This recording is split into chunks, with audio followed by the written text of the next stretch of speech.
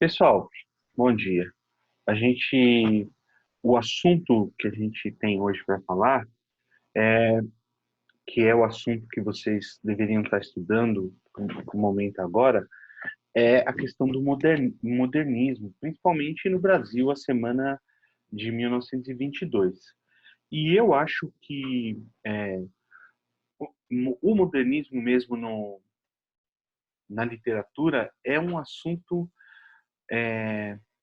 bastante difícil assim da gente conseguir identificar, de poder conseguir pegar, entender bem, não é uma coisa muito fácil. Então, eu estava pensando numa forma de como a gente fazer isso. Se vocês olharem lá no Google Sala de Aula, eu acredito que eu já deixei, se não deixei, vou deixar a aula do CMSP que fala sobre a semana de 1922, a Semana da Arte Moderna, que o professor explica, mas como a ideia aqui é a gente tentar dar mais subsídios e mostrar outras formas de você entender a coisa, eu preparei uma abordagem um pouco diferente para a gente falar sobre a Semana da Arte Moderna, para tentar ajudar vocês a compreenderem, porque eu particularmente acho realmente um assunto bastante difícil. Se vocês quiserem falando alguma coisa, levanta a mãozinha e fala, pergunta, e a gente vai seguir aqui, tá bom? Bom, vocês lembram, eu acho que todo mundo, vamos falar dos objetivos primeiro, né? Porque eu acho que esse negócio de falar dos objetivos é legal para a gente entender. Bom, a gente vai tentar fazer um paralelo e entender uma coisa que normalmente a gente chama de espírito de época, tá? Vamos tentar ganhar uma visão sistêmica. O que é a visão sistêmica? É uma visão do todo, do que está acontecendo é, durante esse período aí que aconteceu a Semana da Arte Moderna, e vamos tentar aumentar nossa compreensão do que foi essa coisa do modernismo no Brasil. E vamos para trabalhar. Para isso, a gente vai usar o quê? Um pouco de interdisciplinaridade. Vamos misturar algumas coisas, porque às vezes fica tudo meio sem conexão, né? O que a gente estudou é, em história e não tem nada a ver com literatura e geografia e fica aquela coisa que às vezes parece que não tem sentido e na verdade é tudo a mesma coisa, né? A nossa vida está acontecendo o tempo todo misturando todas essas matérias.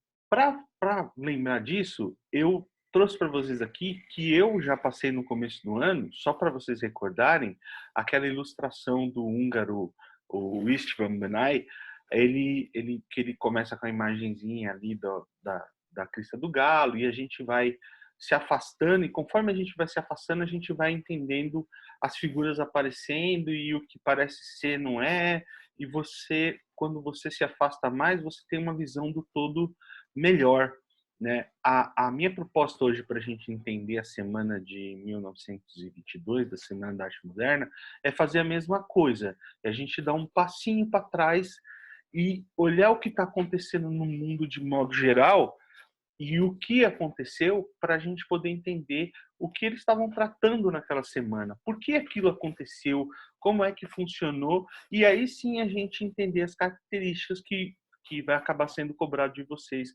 no vestibulares e no Enem. Então, para isso, a primeira coisa que a gente vai fazer é dar uma olhada na linha do tempo histórica, do que a gente tem assim de mais comum, de mais é, normal, que mais se olha de modo geral. Então, o que a gente tem? A gente tem a parte da antiguidade. Antes da antiguidade, o que tinha? Antes da antiguidade, você tem a pré-história. O que marca a mudança de um para o outro? Pelo modo mais normal. É a escrita. Se você parar para pensar, quando a gente fala até da filosofia, com a questão da escrita da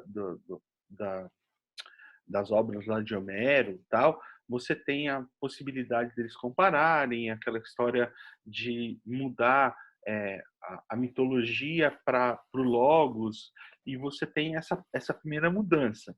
Então, bacana, estamos falando de antiguidade. Depois, o que vem? A queda do Império Romano, a gente entra na Idade Média.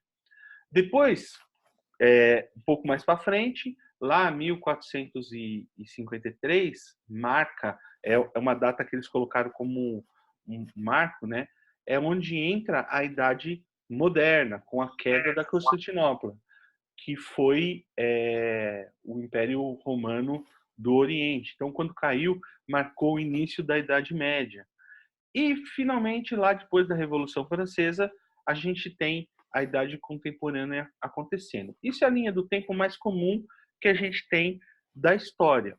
Mas olha que coisa interessante que às vezes é meio desconexo. A gente está falando da Semana da Arte Moderna, que aconteceu em 1922 aqui no Brasil. A gente está falando já de uma, se fosse pensar historicamente, a gente já está falando de contemporaneidade. Mas por que eu trouxe aqui a linha do tempo? Para a gente entender aquela história que eu falei lá atrás, que é a questão dos espíritos de época que rolam de tempos em tempos. Lógico que não é a totalidade, não é todo mundo, mas o que a maioria, a massa, está pensando nessas épocas? Quando a gente olha lá para a antiguidade, e a mudança da mitologia para o cosmos, o espírito de época que marcou muito foi a ideia de que existia um logos, né? O cosmos, na verdade, essa organização do mundo, ela tinha por trás uma inteligência que eles chamavam de logos. E o que isso fazia? Ele ele deixava tudo arrumado, tudo certinho, e as pessoas acreditavam que viver bem era se conformar a essa lógica do cosmos para você poder viver, ter uma vida plena, né? Então, assim, a antiguidade toda é muito marcada com essa lógica de observar a natureza, de observar tudo. Quando a gente olha na Idade Média, teve uma ruptura, uma contraposição desse sistema, né? Por quê? Porque entraram os valores cristãos, não era mais o logos, a questão era você pensar no próximo. Lógico que com o tempo essa coisa foi se perdendo, por isso que houve a outra ruptura. Mas se você pensar quando aconteceu, os valores cristãos ele tinha muita coisa de pensar no outro e a questão da igualdade, tanto que para você conseguir estabelecer democracias em países que não têm um passado influenciado pela igreja, né, pelos valores cristãos, é mais difícil, porque você não tem tanto a ideia de igualdade. Então, lembre, a gente está falando de espírito de época. Primeiro um pensando na natureza, outro pensando no logos e na lógica que tem por trás de tudo isso. Quando a gente entra na modernidade, a gente entra na era que o pessoal chama da razão. E o que tem de espírito de época que entra na razão? Ele é uma negação de tudo que veio antes. Não é mais a natureza que é organizada e que a gente tem que copiar. Também não é mais a igreja e os valores cristãos que vão dar a tônica do negócio. Então a gente está negando tanto a antiguidade quanto a Idade Média. A gente está falando do quê? Da racionalidade, da razão. E nisso, que pegou demais, o que trouxe de resultado esse tipo de pensamento e espírito de época nessa era, né? Foi a questão da ciência, o desenvolvimento da ciência. Uma coisa que parece que detalhe, mas é muito importante, vocês vão ver por quê, é a questão das enciclopédias, né? Teve gente que se dedicou a criar enciclopédia, a criar normas. A enciclopédia nada mais é que uma forma de norma, né? Um dicionário. O que é? Bom, o que é tal coisa? É isso. Então, você tinha essa ideia e, inclusive, as enciclopédias, elas tinham aquela ideia de passar o conhecimento seguro, como se fosse aquele único e verdadeiro, para todo mundo, a ideia dos universais, né? Serviria para todo mundo. Para todo mundo serviria as enciclopédias e com isso o homem ia se elevar e existia uma ideia de que haveria um momento em que o homem alcançaria o que eles chamavam de perfectibilidade. Ele seria perfeito. Ele conseguiria alcançar um grau maior como ser humano, né? E, ao mesmo tempo, começou a rolar a questão do nacionalismo e os modelos políticos. Então, você tem a questão da política sendo organizada, depois de Maquiavel, que foi em 1500, e as ideias de democracia, etc. Então, você tem esse espírito de época muito forte na ideia da Idade Moderna. Já na Idade Contemporânea, a gente já começa a falar da existência, né? Uma frase que marca bastante é a questão de que o nosso contexto, a existência precede a essência. Então, ou seja, o que está ao nosso redor é o que nos forma, né? Então, a gente está falando isso depois da Revolução Francesa e a ideia de individualidade. Porém, legal, beleza, a gente entendeu aqui, dentro do que é meio geral de história e o pensamento humano, do que está acontecendo. Quando a gente contrapõe essa linha do tempo com a linha do tempo da literatura, o que a gente vê? A gente lembra que a gente começa com literatura que vocês deveriam ter estudado nos primeiros anos. A gente começa com língua portuguesa, né? Então a gente começa com o quê? Trovadorismo e humanismo. O que está acontecendo isso? Poxa, onde isso é? Lembra que é a idade moderna. Se você voltar lá na linha do tempo, a gente está falando ali, ó, perto da Idade Moderna, um pouquinho antes. Por que começa em 1200, mais ou menos, século XI? Porque Portugal foi o primeiro, praticamente o primeiro nação europeia a se formar como o país que a gente conhece hoje. Então, assim, e nossa língua vem de lá. Então, o que acontecia nessa época? O que estava acontecendo? As cantigas, as poesias, as crônicas, o teatro de Gil Vicente, se vocês se lembrarem lá, isso está acontecendo. Depois, a gente dando um pulinho um pouquinho mais para frente, lá para 1500, você tem o classicismo e o barroco, os Lusíadas, as prosas e tudo mais. Depois a gente tem aquela coisa do romantismo, que é entre 1800 e 1900, que tem o realismo, o naturalismo, o parnasianismo, que inclusive o que vocês leram no ano passado, lá, o Dom Casmurro, lembra que a professora Tânia até falou para vocês pesquisarem sobre esses três movimentos, realismo, naturalismo e parnasianismo, porque tem a ver com essa situação. Tem no romantismo tem muito aquela coisa da idealização do índio, depois que veio, né, pouquinho para frente, e que eles retratavam não como o índio era mesmo, tentando mostrar a cultura, mas aquele índio idealizado e tudo mais. Então, e a gente chega, então, Para de depois xingar. de tudo isso, a gente chega na onde? Lá em 1922, que é onde marca o modernismo aqui no Brasil. O que a gente tem que pensar? Pensar no que está acontecendo nesse contexto aqui, que é muito importante. Olha, a gente falou lá dos espíritos de época, mas se você pensar na história, o que está acontecendo assim pouco antes de 1922, a gente tem o imperialismo que existiu lá, que os países industrializados estavam tentando dividir os territórios, e por isso aconteceu a Primeira Guerra Mundial, e você tem a ideia de patriotismo, lembra que é uma das coisas do espírito lá, do pensamento da Idade Moderna acontecendo. Então, você tem muito esse contexto aqui rolando por trás de tudo isso, e a Primeira Guerra Mundial tinha acabado de acabar. Então, entender tudo isso ajuda para quê? Para a gente entender o que significou ali a Semana da Arte Moderna, e fica mais fácil de você lembrar o porquê das características que tem essa semana e o que aconteceu e como isso se reflete na literatura. Na, na aula que eu deixei, até pedi para vocês fazerem as anotações, tipo lá o método Cornell, vocês vão ver que ele fala de muitas coisas, mas aqui para a gente lembrar, ainda falando, vocês vão ver que fica bem mais fácil. As nações estão buscando a sua identidade, estamos falando dentro de contexto, tentando dar aquele passo para trás, como a gente falou. As nações estão buscando a sua identidade. Uma coisa que marcou muito na música foi esse cara, Brahms. Ele era austríaco, mas ele foi para a Hungria e transformou em música erudita as várias músicas folclóricas que existiam de lá. Então, assim, essa valorização do que era o conteúdo da nação já estava começando a acontecer no século XIX.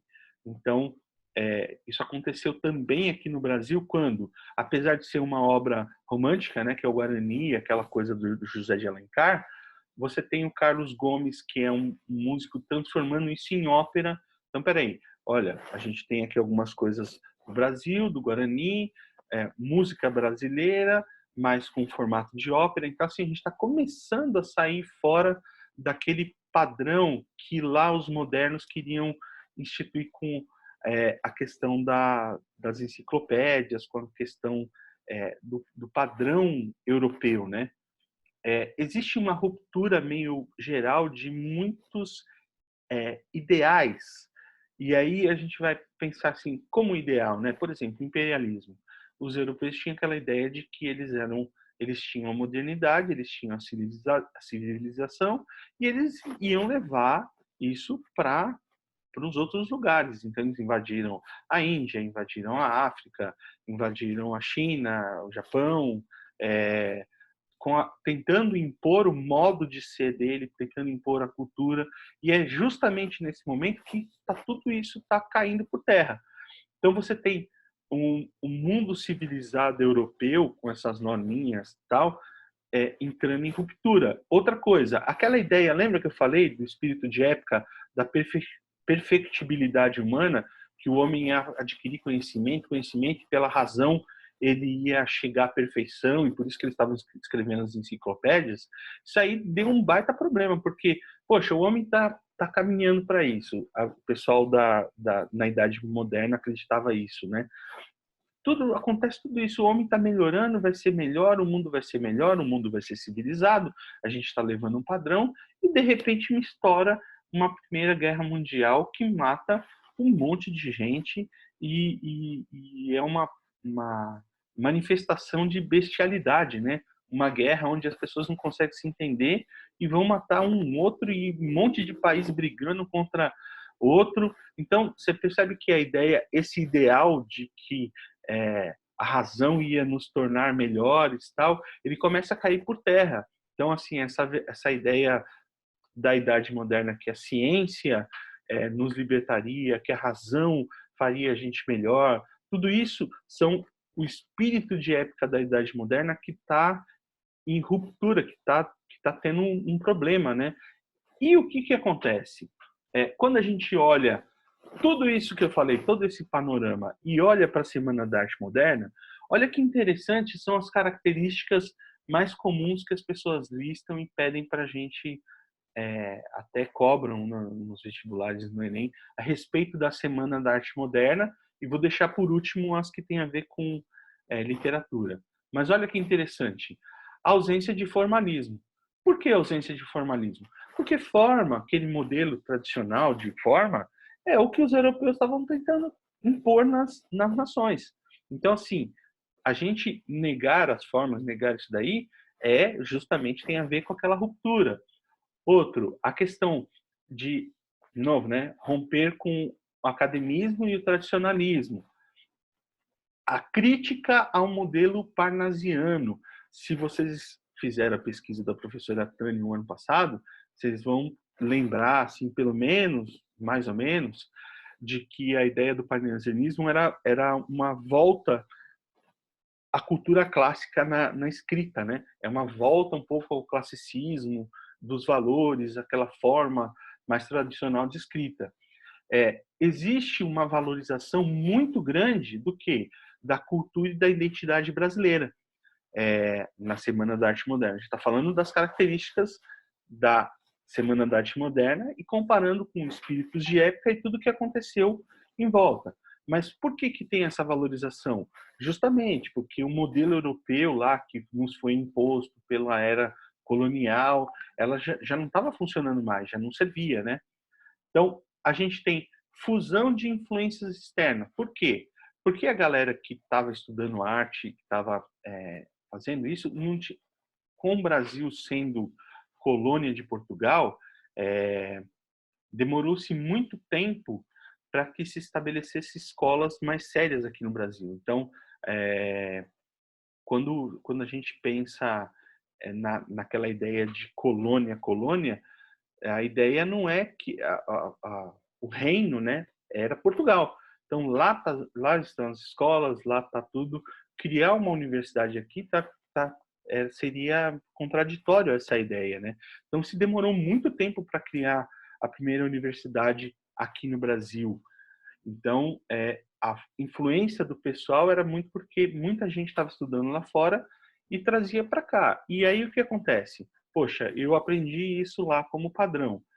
Eu vou trabalhar aqui. Então, mas só que ele não tinha como não ter influência do que ele aprendeu, né? E aí aconteciam as experimentações estéticas. Olha, veja, eu estou listando as características da Semana da Arte Moderna. Liberdade de expressão. Por quê? Porque a norma não serve mais.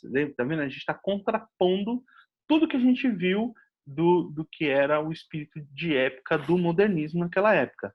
E quando a gente fala a respeito de literatura especificamente, se eu não me engano, até na aula que eu deixei para vocês fazerem a anotação, eles leem alguns pedaços de alguns textos que rolam lá, e até tem um pedacinho de um texto do Mário de Andrade, que está inclusive no caderno do aluno.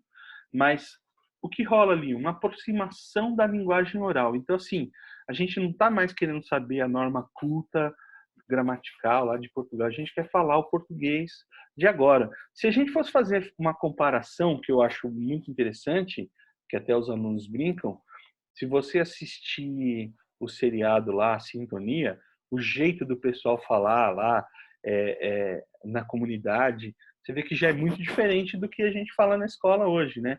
Poderia fazer, para você guardar, pode ser também esse paralelo que eles tentaram trazer para dentro da academia, para dentro, o que era falado na rua, né? A linguagem coloquial da rua e os assuntos também da rua, e não se preocupando com a vulgaridade, em falar e etc. Né?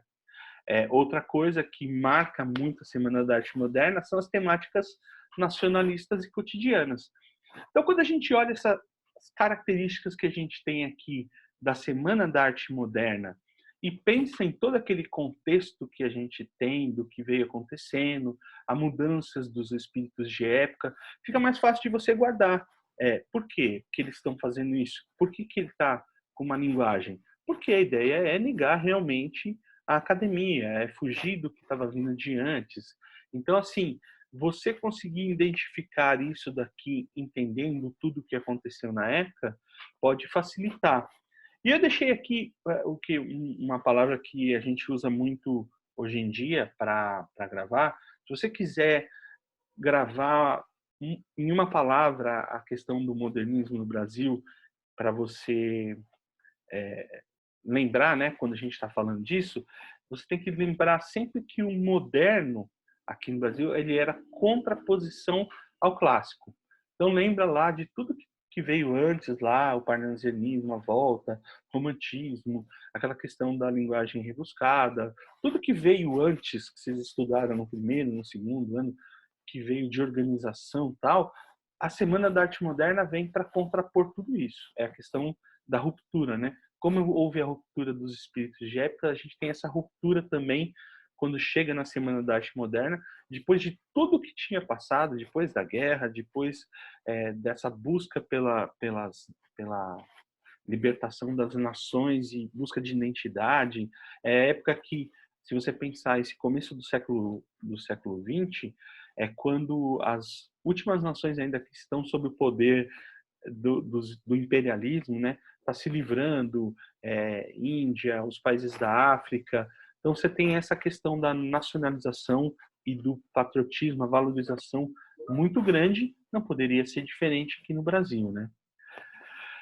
Gente, eu acredito que é isso. Eu vou interromper para a gente poder falar aqui, mas eu queria abrir, se vocês quiserem perguntar alguma coisa, a ideia era tentar mostrar O assunto que eu acho que é bastante complexo, que é o modernismo, principalmente a semana de 1922, que foi aqui no Brasil, tudo que aconteceu, de uma forma que vocês tivessem uma maior visão e ver que isso tem ligação com o que está acontecendo fora, né? Não é uma coisa isolada, não é uma coisa fora do que acontece no mundo, mas quando você olha e você olha para os textos e você começa a olhar aquela coisa deles usando a linguagem coloquial da época e gírias, por que que isso acontece, né? Por que que eles estão usando esse tipo de coisa? Por que os assuntos são esses? Por que que se escreveu o Cortiço? Entendeu? É uma situação totalmente cotidiana, né? É muito diferente de você pensar das cantigas, do teatro do Gil Vicente, mas é diferente também de você pensar do Dom Casmurro, que é aquela época colonial que o cara está estudando lá e tem uma preocupação. Quando você chega no modernismo, muda tudo, né? Tudo, o assunto muda, o jeito de falar muda. Então, assim, a ideia era tentar trazer para vocês assim uma maior compreensão disso tudo, né? Não sei se eu consegui fazer isso, mas essa foi a ideia. Agora eu abro, se alguém quiser falar alguma coisa, perguntar. A gente tem ainda uns 10 minutinhos. Alguém quer perguntar alguma coisa ou falar alguma coisa?